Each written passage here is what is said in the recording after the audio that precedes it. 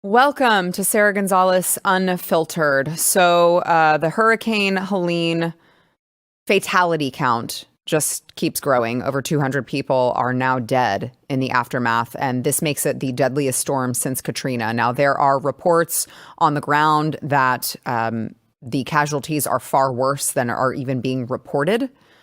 So it's hard to make sense of things directly in the aftermath. Hopefully we learn more as the days continue and the rescue efforts and recovery continues.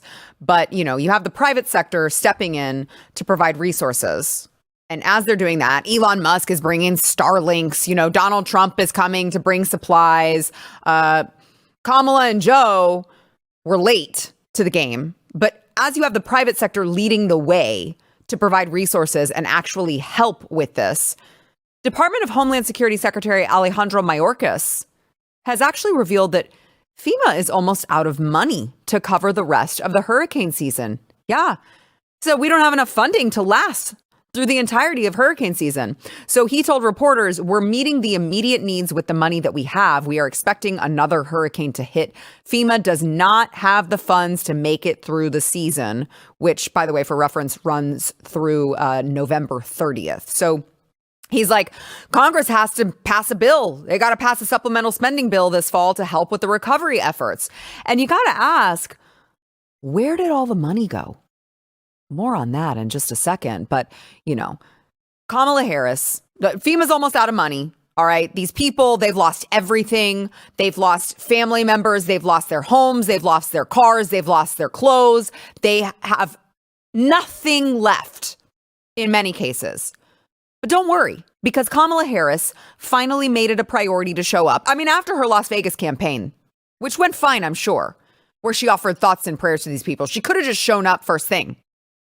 But Kamala Harris finally made it a priority to show up and help these people pick up the pieces. She gave a press conference in Georgia telling those who are affected, don't worry, we've got you covered. Watch. And the federal relief and assistance that we have been providing has included FEMA providing $750 for folks who need immediate needs being met, such as food, baby formula, and the like. And you can apply now for anyone who's watching this who has been affected. There are FEMA personnel who are going door to door to interact personally with folks, especially those who do not have electricity. But also that aid, if you have electricity, can be applied for online. And I encourage people to do that. FEMA will just basically verify your address, and then the process should take hold. Wow, $750 whole dollars. I mean, golly, that's going to make a giant, leap into what all these people actually need right freaking now. $750. Oh my gosh, Kamala. So you got $750 only to offer to these people right now. And she keeps saying to meet the immediate needs. I mean, there are immediate needs for a lot of people that like take way more than $750. Okay. So you've got the federal government saying FEMA is almost out of money. FEMA can only offer $750 whole dollars. You're welcome to these people, while, you know, illegals are getting thousands on these EBT cards. Haitian. Oh, I'm sorry. We're supposed to tell they have temporary protected status. They're not illegal. Don't say they're illegal. That's racist. That's xenophobic. No, these illegal aliens and people who are here under temporary protected status are getting thousands on EBT cards. They're lining up. They're just handing them out. Okay. But you, an American taxpayer, you only get $750. Better hope your immediate needs are not great. Okay. And I'm just thinking, as I'm watching billions of dollars of our money, I hate it when people say the government's money. This is not the government's money. This is our money being sent to all sorts of different places, not even in this country. You want to talk about the illegals that are in this country? Okay, let's talk about the other places that our money is being funneled. And I'm just thinking maybe these residents of these states that were affected should just identify as Ukrainians. Then maybe they'd receive some actual assistance. Okay, because if you're Ukraine, you get the money. I mean, Joe Biden said it himself. We are going to keep giving money until this is done, until this is over. We're going to write a blank check. This doesn't end. The money doesn't run out. We're just going to keep printing more. Don't worry, Ukraine. We've got you covered. American taxpayers who literally have just lost everything from no fault of their own. No, sorry. $750. Oh, and by the way, you should just feel grateful that we sort of showed up. Joe Biden gave Vladimir Zelensky another $8 billion last week. They have given Ukraine $170 billion since January of 2022. And if you do the math with the population of Ukraine, it's like $4 million per Ukrainian. But $750 is all you get. It is so disgusting. I mean, I work so hard. My husband works so hard. You guys out there watching, I know you do. You work so hard to provide for your family, knowing that the government is going to steal that money from you. And they claim that it's to reallocate it to things that like need to happen. But when you're in trouble, in times of great need, during tragedy, they never are there for you. They just steal your money and send it to wherever the hell they want. And, you know, I would just say good luck using any of that $750 to, like, I don't know, buy groceries, because there are none. Let's look at Asheville, North Carolina. It's just like totally empty. They're standing in line. There's a very long line, by the way. And they get there and I'm wondering what the hell they're even standing in line for, because there's no food to be found. Watch. We're trying our best to get you guys out of the tough. Please be patient and understanding. Thank you. Help me. Thank you. Anyone here for prescriptions only? Prescriptions only. There it is. Empty, empty, Well, empty, didn't make it for the milk. empty. Eggs, gone. Wednesday, October 2nd. Pastries, gone. Dairy, gone. It's all gone. I don't know what are you gonna spend $750 on? Obviously the immediate need would be food and shelter. There's no food there. Does the government have a plan for that? I haven't heard one. Clearly, the federal government is not here to help. But it's much more sinister than that, guys. Okay? Because you think to yourself, okay, the government always screws this up. They screwed up the rescue in Afghanistan. They screwed up. I'm trying to think everything in Joe Biden's tenure, what all they have screwed up. They've screwed up everything. Clearly, the government isn't here to help. You think the private sector could always bail you out, because that's always what ends up happening. But it's much more sinister than that, because when the private sector bails you out, when the private sector bails out the government, they put the government to shame. And the government doesn't want that. They don't want the private sector putting them to shame. They don't want you to understand that the private sector is much better at this than them, which is probably why there was a story that I saw about a pilot using his own helicopter and his own money, his own resources, his own time, his own energy. He attempted a rescue mission after he saw this Facebook post. This woman posted on Facebook that her family, her kids, her pets were all trapped. And so he's like, I'm going to go rescue this woman. I'm going to provide supplies and food, and I'm going to rescue them. Oh, he was just threatened with arrest for that. Watch. With the victims and with my son, what we're going to do. 3 minutes away, Sidham spotted a group of rescuers just down the river.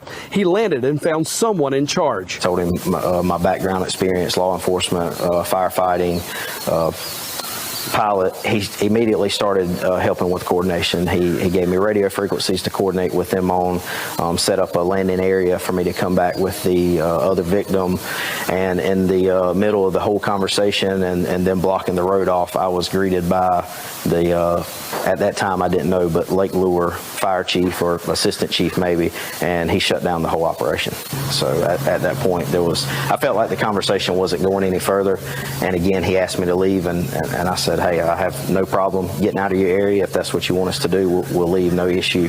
At that point, I asked him, what was the reason I had to leave them there? And he said, again, you're interfering with my operation. I just need you to get out of the area. I said, sir, I don't know where you were trained at, but I know how my training is, and I'm not going to leave personnel behind. I'm going back to get my co-pilot. He said, if you turn around and go back up the mountain, you're going to be arrested. I said, well, sir, I'm going back to get my co-pilot. I don't know what to tell you.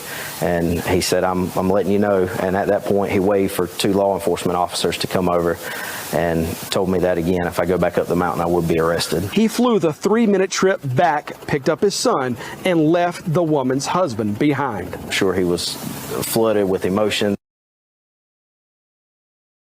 So don't worry. We don't need you, private citizen. Okay, the government is here to help. Except they're not, because they can only give you $750 because FEMA's out of money. Okay? But don't worry, the government's here to help. And again, where has all the money gone? Well, in April, FEMA committed $640 million to the sheltering and services of illegal immigrants. Yeah. They said Department of Homeland Security announces $300 million in direct funding to communities receiving migrants, $340 million for a new competitive awards process. This was authorized by Congress to support communities that are providing services to illegal immigrants. $275 million distributed in the first allocation, the remaining $25 million allocated later in the year to accommodate, they said, evolving operational requirements. And they said, due to the substantial demand that exceeds the limited SSP program funding authorized by Congress, not all requests can be fulfilled. Okay? Listen, you want us to take care of Americans? We're too busy taking care of illegal aliens. We can't do everything. We can't be everywhere all at once. We got duties. These illegal immigrants that we funneled in on purpose to replace you have needs. America, okay? But you keep writing that money to the IRS. You keep writing that check to the IRS. Make sure to put it in the mail on time or you're going to get penalized because we've got people to feed. It's not you, but we do have people to feed, okay? So you see yet another government agency that is just completely a failure, an abysmal failure. And you wonder, how do they screw this up so bad? And I would say that some of it is, it comes from the top down, right? And so let's listen to our own vice president currently running for first in command, currently running for president. Let's listen to her view on how we should be prioritizing funds and needs during the time of a disaster and a crisis. Watch. It is our lowest income communities and our communities of color that are most impacted by these extreme conditions and impacted by issues that are not of their own making. And so absolutely. And so we have to address this in a way that is about giving resources based on equity, understanding that we fight for equality, but we also need to fight for equity, understanding not everyone starts out at the same place. And if we want people to be in an equal place, sometimes we have to take into account those disparities and do that work. Yes. Yeah, definitely in times of disaster, when there is a hurricane, we should make sure to prioritize people of color. Because the hurricane is very racist, and the hurricane is like, how can I target black people more? So we have to make up for it, I guess, by prioritizing people of color somehow.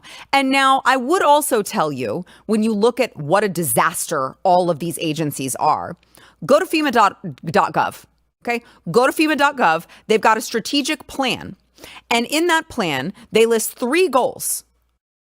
I'm going to tell all the goals, and then I'm going to dig into the first one, because goal 1 should be the very top priority. Goal 1 is equity at FEMA.gov. I'm not kidding. Go look it up. Goal 1 is equity.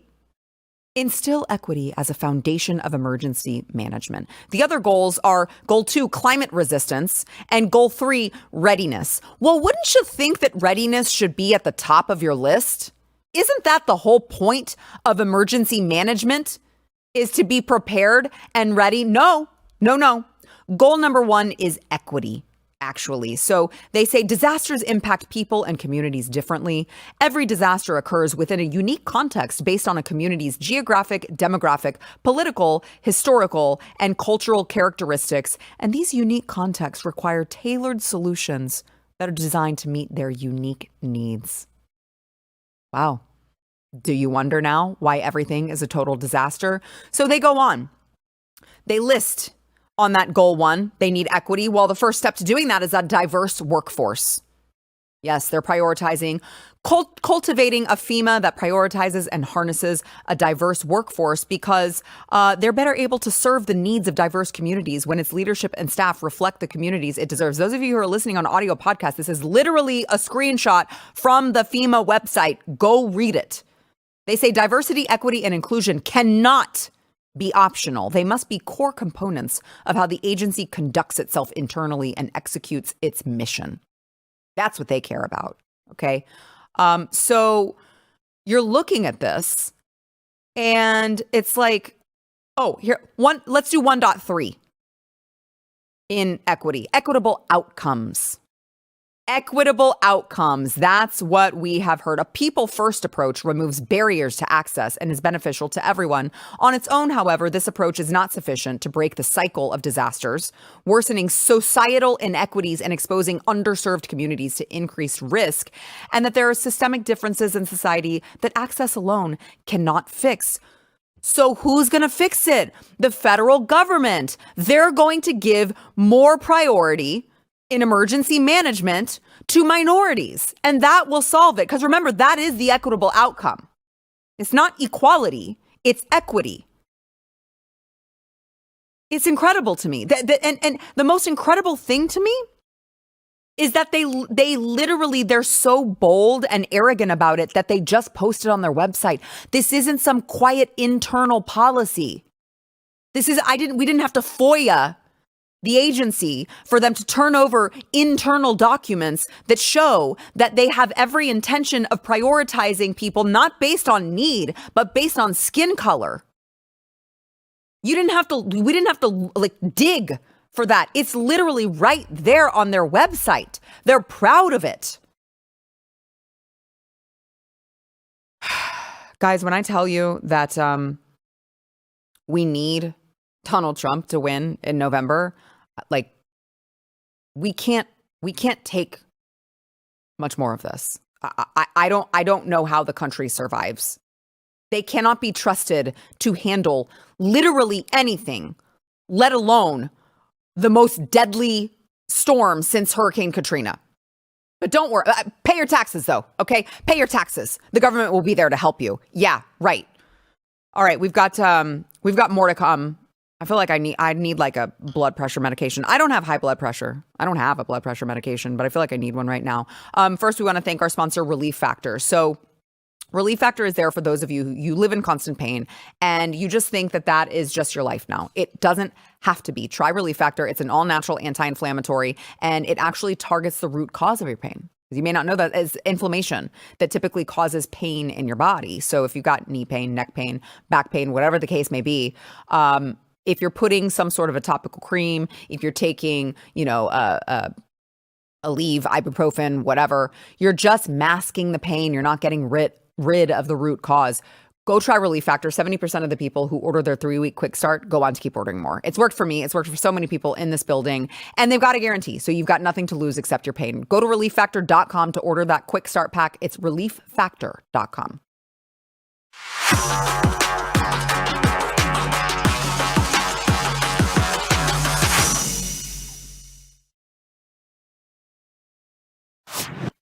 Joining me now, we have BlazeTV contributors, both Matthew Marsden along with Jaco Booyens. Gentlemen, I'm glad that you're here. You make me a little bit more calm. I might not be when we start talking, but I'm a little bit more calm. Glad we have a positive effect on you. You do. Because I was just talking about all of the tragedy. We heard. Oh, did you? We heard. Yeah. Yeah, I mean, me and the whole lobby, we heard. Yeah, and we weren't even in the lobby. That's the thing. We were like adjacent. I was in the parking lot. I'm like, Sarah's a little bit upset right now. They really should turn down the volume in the lobby when I'm on. They should just turn the volume all the way down. It was pretty low.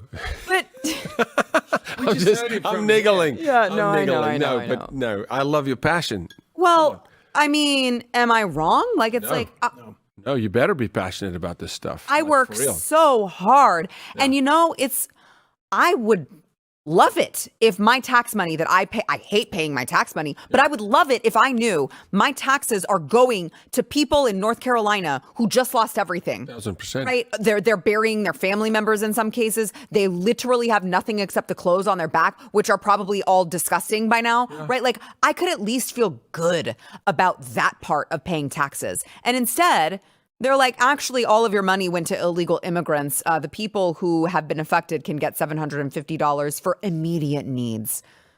I mean, if you have a large family, God help you, I guess. And then at the end of the day, Ukraine is funded. And by the way, love Israel. Israel's funded. Every other foreign country, they're all funded. But you, as an American, get nothing. It's just enraging to me.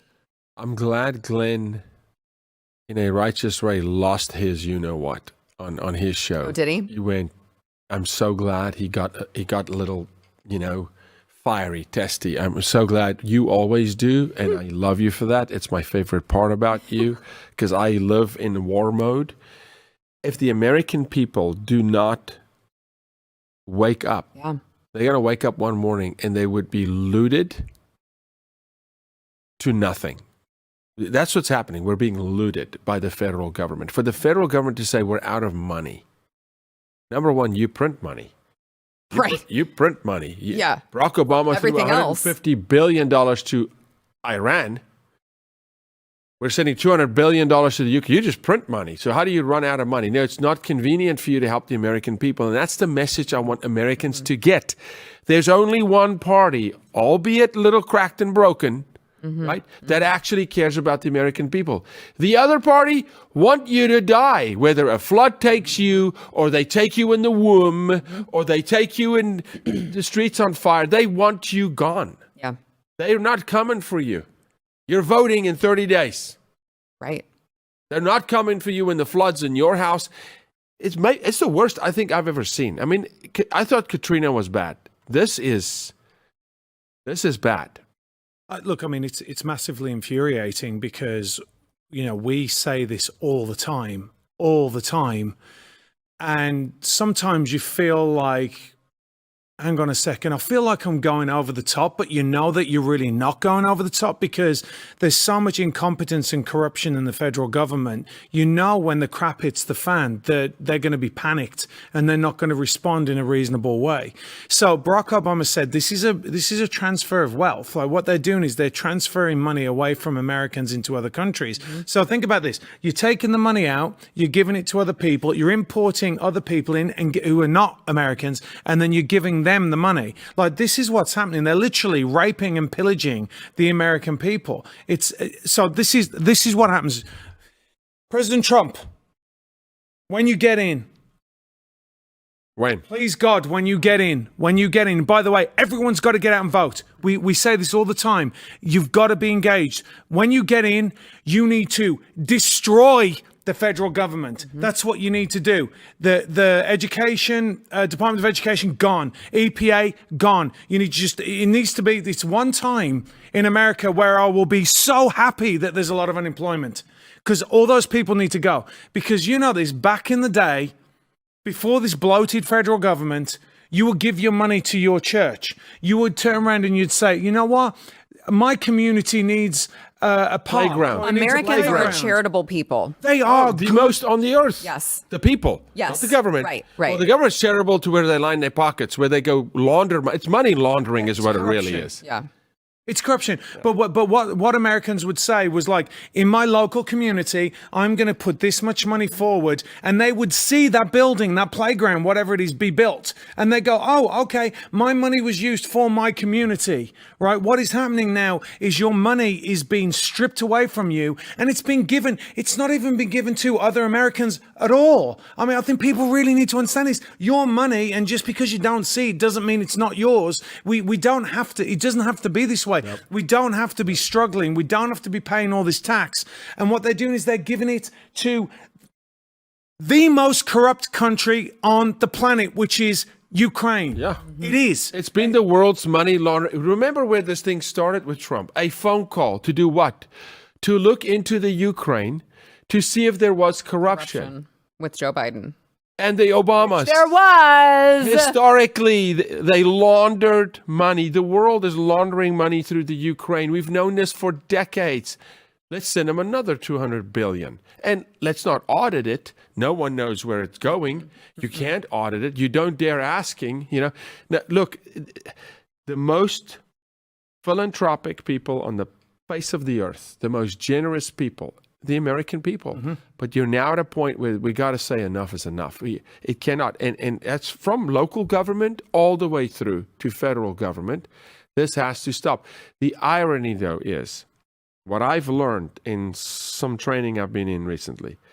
There's so many bureaucrats on the right that talk that they want a reform of government, that talk that want to drain the swamp, and they blocked Trump when he was in there. And they have mechanisms to block him. This time around, he's going in eyes wide open. Remember, he didn't really know how the federal government ran until he got inside. His heart was to drain the swamp.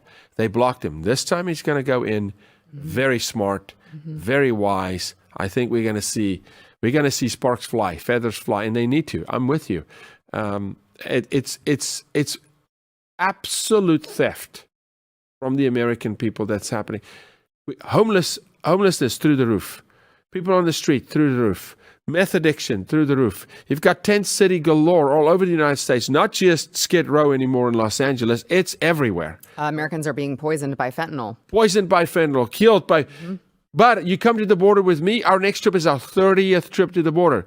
Brand new tennis shoes, sweats, phone, chargers. Who paid for that? The American people. Because it's the kind, right thing to do. What about your neighbor? Right. What about your neighbor? Right. What about, hey, federal government, show us what you did with our money. We don't need to show you. You can't ask us, track and trace. Come on. Yeah, it's so infuriating to me. I was talking about, like, I feel like I work so hard to provide for my family, so hard. And then to know that I do actually write a check to the IRS, right? Yeah. I'm not an actual employee. I write the check. And every time I write it, I'm like, if Americans, all the greatest, most sinister thing they did was create the tax deduction in your paycheck so that you don't see it. It's just a line item. Out of sight, out of mind. Out of sight, out of mind. You get paid twice a month. And so it's a smaller amount. And you don't actually comprehend how much you are paying them. I do. I write the check. Same. It makes my stomach sick every time I do it. Every time I do it. But I would feel a little bit better about it if I knew that in times of crisis, Americans were being taken care of. I mean, this election is America first or bust. Did you see the clip with the hair salon, the hair salon owner? She has multiple stylists, right? It's on social media. She calls her stylist and she says, hey, can I show you how much I had to pay taxes and just to be allowed to employ you? Mm-hmm. In order to hire you, this is what I had to pay in taxes. And she had them guess, and they all guessed numbers, right? And then she gave them the number. Every single one of them said, we are so sorry. We had no idea. Yeah. Thank you Right. for giving me a job. But Jaco, it's the same with kids. That's why when my son said, I'm going to college, I went, you're paying for yourself. Right? When he said, I want a truck, I'm like, you got to get up and pay for yourself. And it's a hard thing, right? As a parent, like, you love your kids, but it's not helping them by enabling them. And what we've got is we've got a political class now that got given everything to go to college. They've never had to worry about anything. They come out now and they don't understand what it takes for a normal, regular person to pay their bills. Just pay their bills, period. And what's even worse about this, Sarah, is they're telling us, you don't have inflation. What are you talking about? The economy's great. Exactly. The economy's fantastic. And there are regular folk going, I'm having to cut back right now. I can't buy bread. I mean, I've got 9 kids, right? I've got 7 at home. Let me tell you something.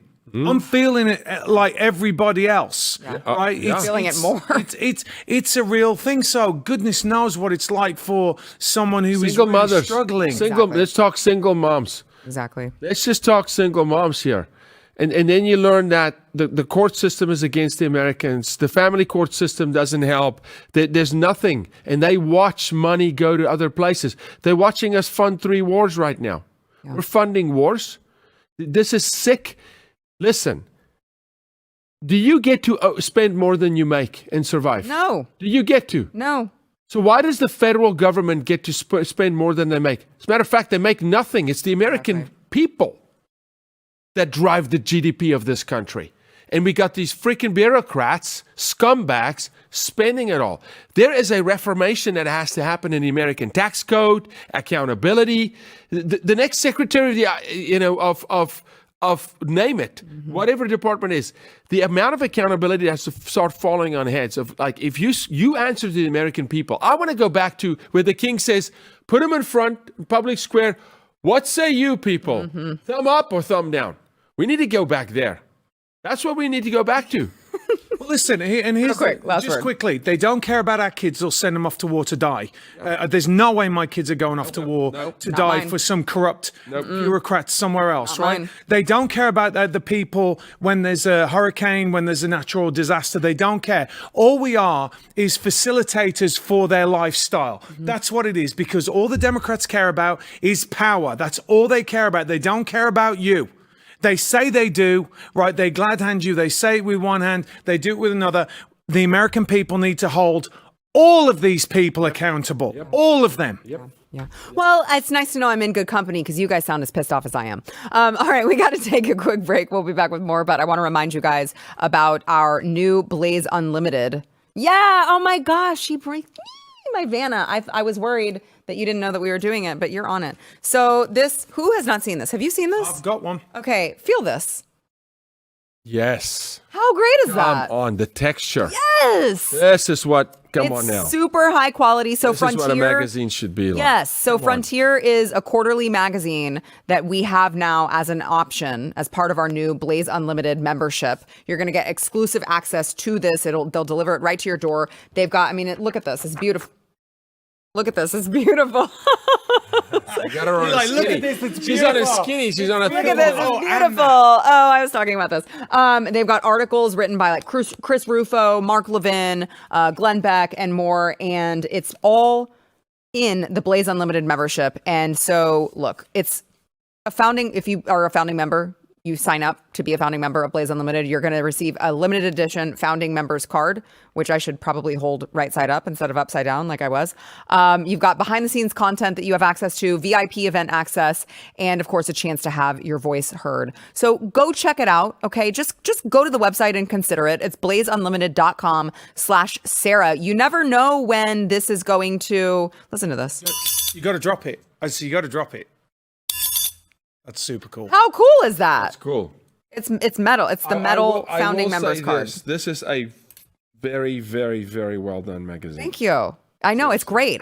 They showed me before it went to print, and I was like, it's really "Holy cow! This layout, is font, everything." Yeah, this is beautiful. So go check it out when this is done. By the way, look how rich. I don't know if you can.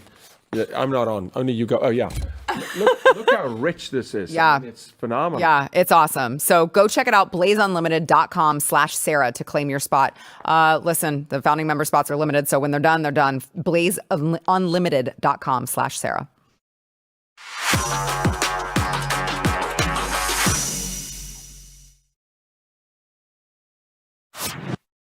So while I've got you gentlemen here, let's talk about the latest with P. Diddy. So he's, of course, imprisoned right now and alleged all sorts of things, disgusting things. And as he's waiting, oh God, there's a gnat in here. As he's waiting on, waiting for trial, we now hear that high-profile attorney Tony Buzbee is representing 120 individuals who intend to bring civil claims in court against Diddy. And Tony Buzbee, who, by the way, was one of the Paxton impeachment attorneys for Ken Paxton, just an amazing attorney. I tried to get him on, too. I was texting him. I know he's busy, so I would like to have him on at some point. But I want to play some of Tony Buzbee's press conference when he announced that he was working with all of these alleged victims against P. Diddy. Watch. When you talk about the ages of the victims when the conduct occurred, it's shocking. Our youngest victim at the time of the occurrence was 9 years old. What? We have an individual who was 14 years old. We have one who was 15. 25 of the 120 individuals who are plaintiffs in these cases were minors at the time of the acts complained of. The time frame of the acts complained of is very wide. The conduct at issue spans from the years 1991 all the way till this year, 2024. If you wonder why there are so many alleged victims, that's your answer. We're talking about more than 25 years of this type of conduct. So he says that he's going to blow the lid off of all of these people. There are a lot of high-profile people who work in, the record industry, the banking industry, big pharma, the pharmaceutical industry, and that they are accusing him of violent sexual assault or rape, facilitating sex with a controlled substance, and dissemination of video recordings, and of course, as you heard, sexual abuse of a minor. Now, he says there were over 3,000 people who reached out to him, and this is just the list that they could vet. Yeah. Right? There were certain people who they're like, I'm sure, I'm not speaking for Tony, I'm speaking for my own assumption, just knowing how the legal process works. Well, we can't take your case if you have absolutely no evidence. Right? We need some sort of text messages, pictures, video. They have those. And he is saying, you guys are not going to believe who all was involved in this. And we're going to name names, and we're going to name all of them. Yeah, we're in this case. I've spoken to now 3 families of survivors, is what we call them when they survive sex crimes. So you're victims, but they're survivors. We're in the middle of it. And when I went on Jesse Waters, I said, Jesse, watch. There will be a case with minors. And they said, well, there's no minors in the indictment. I said, watch. It's going to change the case. When you get to child sex trafficking of a minor, things are going to get real quick. I think and will predict that Sean Combs, I refuse to call him P. Diddy, that Sean Combs, when he realizes that there is no out, that his senile, delusional legal team realizes that there's no way out, they will ask for a plea deal. We know that the jury is going to see what the FBI found. American public will never see it. You'll never see those tapes, but the jury will see it. And he's going to be stuck in a corner 50 to life. When there's children, it's life. And he will ask for a plea deal. And what has to happen, remember, you have to prove force, fraud, coercion of 18 and over. You don't of minors. This is going to be a class action civil suit. On the other side of the lawsuit, the first suit that was filed, They just need to corroborate one key witness. They're going to try and discredit them. They are trying to discredit them a lot. He's got a slew of lawyers, but I think this time people do get subpoenaed and they do go into court. And I mean people of the names that we already know. That's going to be interesting. I wish it could be an open court session, like what they did to Kyle Rittenhouse. Right. Said, let's expose you to the world because they thought he was going to go down. Praise God he didn't. They will not make this an open case. The American people are not going to, they're going to get names. We don't want names. We want conviction of the people. The names, we have names. I want people to get 50 years to life. I want the fear of God to come back into this country. You touch a child or a woman for that matter inappropriately, you're going to go away. We need convictions. If they touch a child, they should be executed. They should be. We don't have that. Which I want to be clear. I want to be clear. What Matt is saying is that should be the law. It should be the law should be execution, and then they should. Isn't, but it should be. Right. Yeah, that should be the law because there's nothing more precious than a child, and if we but we're seeing this over and over that we're not protecting our children. Like we're seeing it with the border. It's really bad. I mean, again, I'll go back to the question: what tipped the balance on this? Like, why? Why now? Like, what was the reason that this? Because this has been going on 25 years. 25 years. I mean, longer actually, right? I mean, it's been longer than that. Really, why? Why now? What is 25 years with him? Yeah. You know, 90. He said, what did he years say? and Yeah. What did he say? The 1990s was the first. Yeah, he said in the 90s, 1991 that he has up to just this year. So well, the clearly, top, the he top hasn't learned anything. No, but the top kingpin above Sean, because these guys always answer, has still not been named. We know who he is, and he's still not been named. And I'm waiting for that day, because when that happens, you're going to see the carpet just unravel. Jaco, what made this happen? There has to have been a catalyst because, they've said there's 120 that they. This is what made it happen. You had one brave woman, and this is what it takes. It was one brave woman, not Me Too crazy movement. One brave, and there are a lot of Cassie crazy. Ventura? Yeah. Cassie, one brave woman said, literally, if I die, I die. If it costs me my life, it costs me. And she got some help. She got healthy enough. Victims do not self-report. 1% of victims self-report. They don't speak up because they never see justice. One person, Cassie, got healthy enough to say, if I lose it all, I lose it all. That's what happened with Robert Morris. Pastor Robert Morris. One victim said, you know what? If it takes my reputation, it takes my reputation. If nothing happens, nothing happens. What happened with Virginia Guffrey? She got to a place where she said, I'll swing for the fences, and they discredited her, slandered her, threw her testimony out of court. That's what normally happens. So it takes a lot for a victim to step up, the first one. And no one did, because this dude was an FBI informant. This guy was covered by the police. This guy had every element of society blocking and tackling for him. He had dirt on everybody, and the victims are told, we'll kill you, your career is ruined. They're completely indoctrinated until. Why for 45 years is there sexual abuse and molestation in the Boy Scouts of America? For 45 years, until one family pulled the ripcord, and then there was 83,000 lawsuits? Unbelievable, isn't it? Yeah. I just hope that I would say this. I think that there are a lot of people in Hollywood and the music industry right now who are very scared, constantly checking their phone. It's a shame. Isn't it? Is it? It's a real shame. Is it? Yeah, my heart bleeds for them. Yeah, does it? Here's a moment of silence for them. Okay, anyway. All right, we got to take a quick break. We'll be right back.